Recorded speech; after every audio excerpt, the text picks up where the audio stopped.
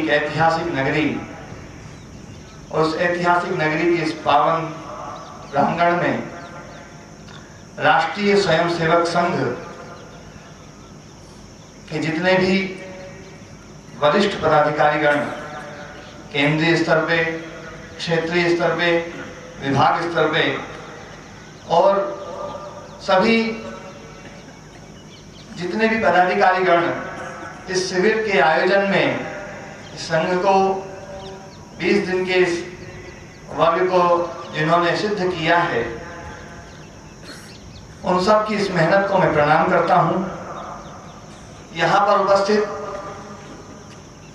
इस वर्ग में प्रसिद्ध होनहार बच्चों को मैं प्रणाम करता हूं, आपके माता पिता को प्रणाम करता हूं, और आज इस ऐतिहासिक कार्यक्रम में पधारे हुए सभी अतिथि महानुभाव, आप सबके अंतरात्मा में विराजमान उस परमपिता परमात्मा को मैं प्रणाम करता हूं।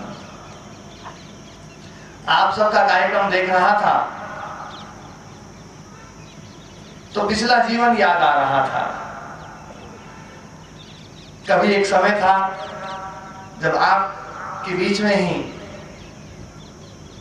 मैं भी ऐसे ही सीखता था और मन में वो भाव बचपन से भरे थे कि राष्ट्र के लिए कुछ करना है, देश धर्म संस्कृति के लिए कुछ करना है, और वही संस्कार धीरे धीरे धीरे धीरे मोड़ते मोड़ते मुझे आज इस स्थान पर ले आए हैं। और वही स्मरण हो रहा था कि आप सबके भीतर भी कोई न कोई बालक अपने संस्कारों को जो यहाँ से सिखाया है उस ज्ञान को अपने भीतर संजो करके जाएगा और उसको पल्लवित करेगा, पुष्पित करेगा, विकसित करेगा, उसको जागृत रखेगा। तो आप सब में ही कोई ना कोई नरेंद्र स्वामी विवेकानंद बन करके तैयार होगा, कोई स्वामी दयानंद बन करके तैयार होगा, कोई भगत सिंह, कोई चंद्रशेखर आजाद, कोई राजगुरु, कोई सुखदेव बन करके तैयार होगा। और आप सब बच्चों ने जो 20 दिन यहाँ पर तपस्या की है, वो तपस्या निरर्थक नहीं जाएगी। मैं 2-3 बातें आप सबको बोल करके, क्योंकि ज्यादा समय नहीं लूंगा, मुझे पता है 20 दिनों में आपने बहुत कुछ सीखा है। सुबह जल्दी उठना चाहिए, क्यों उठना चाहिए, सुबह व्यायाम करना चाहिए, क्यों करना चाहिए, माता पिता की आज्ञा का पालन करना चाहिए, क्यों करना चाहिए, उन्हें प्रणाम करना चाहिए, धरती माता को प्रणाम करना चाहिए, भगवान का स्मरण रोजाना करना चाहिए, भोजन कैसे करना है, ये सारी चीजें आपने इस शिविर में बहुत अच्छी तरीके से सीखी हैं। मैं तो बस इतना ही कहूंगा कि इन 20 दिनों में जो कुछ भी आपने सीखा है उसको याद रखना, और याद रखने का एक बहुत सरल फार्मूला दे रहा हूं मैं आज आपको। यदि किसी ज्ञान को यदि याद रखना है तो उसे बांटना शुरू करो।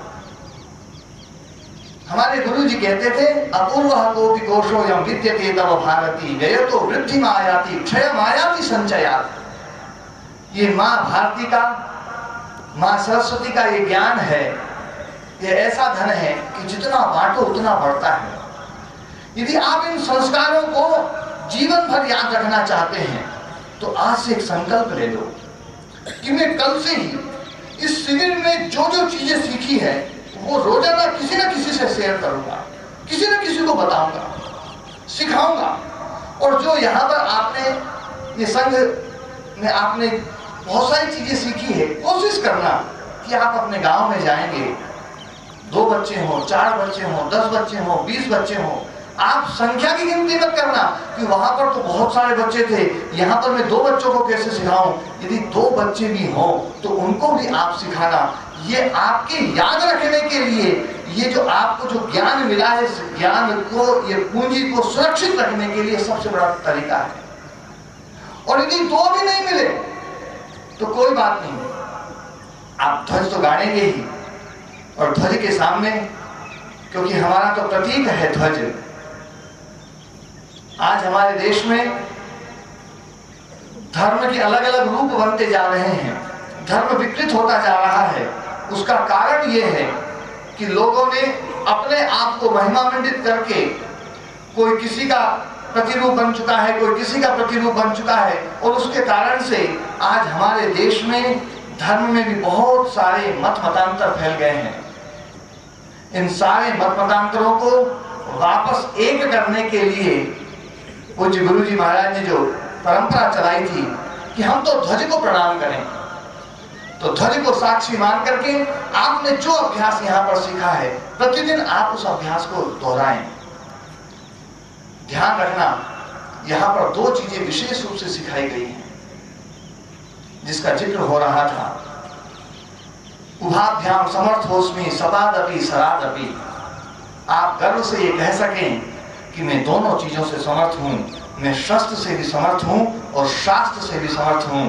जो शास्त्र की चर्चा करने आए तो मैं शास्त्र की चर्चा भी कर सकता हूं, और कोई शास्त्र की भाषा ना समझे, जो केवल शस्त्र की भाषा समझे, तो अपनी सुरक्षा के लिए, निर्बलों की सुरक्षा के लिए और देश धर्म संस्कृति की रक्षा के लिए मैं शस्त्र को भी चलाना जानता हूं।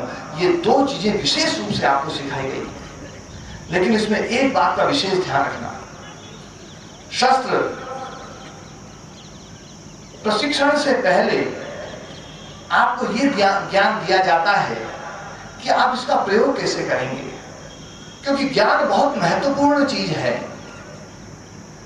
हमारे गुरु जी एक बात कहते थे कि ज्ञान से बढ़कर के पवित्र चीज दुनिया में कोई और दूसरी नहीं है। आज जो बच्चे यहाँ पर बैठे हुए हैं उनके माता पिता इस ज्ञान से आप्लावित हैं कि बालक यदि संघ की शाखा में जाएगा तो मेरा बालक तेजस्वी बनेगा, मेरा बालक संस्कारवान बनेगा, मेरा बालक चरित्रवान बनेगा और मेरा बालक देशभक्त बनेगा। उनका वो जो ज्ञान है, उस ज्ञान के कारण से उन्होंने अपने बच्चों को, आपको इस शिविर में भेजा है। ये ज्ञान की महिमा है। कोई व्यक्ति सुबह उठता है, जल्दी उठता है, वो ज्ञान की महिमा है। कोई व्यक्ति सुबह उठ करके व्यायाम करता है, दौड़ लगाता है, कसरत करता है, दंड के अभ्यास करता है, ये सारी जो चीजें हैं वो ज्ञान की महिमा है। हमारा जैसा ज्ञान होता है हमारा जीवन वैसा होने लगता है। यदि आप नशे को खराब मानते हैं तो मैं निश्चित कहता हूं जीवन में कभी भी आप नशा नहीं करेंगे। लेकिन यदि आपका ज्ञान ये बताने लग जाए कि यार नशे में तो बहुत मजा है, तो एक न एक दिन आप नशे में फंस जाएंगे। इसलिए एक बात ध्यान रखना, अपने ज्ञान को हमेशा शुद्ध बनाए रखना, क्योंकि ज्ञान के ऊपर अज्ञान का आवरण आ जाता है। आलस्य आ जाएगा, प्रमाद आ जाएगा, स्वार्थ आ जाएगा, छोटी छोटी चीजें जो है वो हमें प्रभावित कर लेगी और उसके कारण से हम अपने ज्ञान को भूल जाते हैं। हम बात करते हैं संघ की, संगठन की, लेकिन जैसे तुच्छ स्वार्थ आ जाते हैं और स्वार्थ के कारण से आप उनसे लड़ने लग जाते हैं। उस स्वार्थ ने हमारे ज्ञान को उतनी देर के लिए अभिभूत कर लिया है। तो आप सबसे एक ही निवेदन है, आप ज्ञान की उपासना करें। इन 20 दिनों में जो कुछ भी आपने सीखा है उसको परिमार्जित करते रहना, उसको हमेशा ध्यान रखना। वो ज्ञान आपका पथ प्रदर्शक बनेगा, वो ज्ञान आपको ऊर्जावान बना करके रखेगा। यदि जो चीजें आपने सीखी हैं और डायरी में लिखी हैं, यदि आप रोजाना सुबह उठ करके एक बार उसको पढ़ लेंगे तो जितना उत्साह आज आपका है, ये कार्यक्रम शुरू हो रहा था उससे पहले सब उत्साहित होंगे कि मैं ऐसा करके दिखाऊंगा, मैं ऐसे करके दिखाऊंगा। मैं निश्चित कहता हूं ऐसा ही उत्साह आपको हर दिन बना करके रखना पड़ेगा, क्योंकि समाज में ऐसे बहुत सारी चीजें हैं जो आपके उत्साह को भंग करने का प्रयास करेंगी। ऐसे बहुत सारी सुख सुविधाएं आज समाज में पल गई हैं, चाहे टीवी हो, मोबाइल हो या और बहुत सारी ऐसी चीजें हैं कि आप घर में जाएंगे, 20 दिनों की पूरी कसर निकालने की कोशिश करेंगे कि मैं तो टीवी देख लूं बढ़िया तरीके से, कहीं सोचेंगे वहां सोने नहीं दिया है, मैं 3-4 दिन तो सो लूं। ये सारी चीजें आप को हतोत्साहित करेंगी, आपके उत्साह को भंग करेंगी। इसलिए आज ये संकल्प लेकर के जाना कि जैसी दिनचर्या मेरी शिविर में थी वैसी की वैसी ही दिनचर्या में घर। और कैसे? बिल्कुल बढ़िया। मेरा बाइट क्या, आपकी दहाड़ नहीं सुने मैंने। शेष बचे हुए स्वयंसेवक अभी हमारे टाइगर तो मिलते हैं सरिस्का में और डॉन मिलते हैं सर। वहाँ बाहर रोड की तरफ नहीं जाए।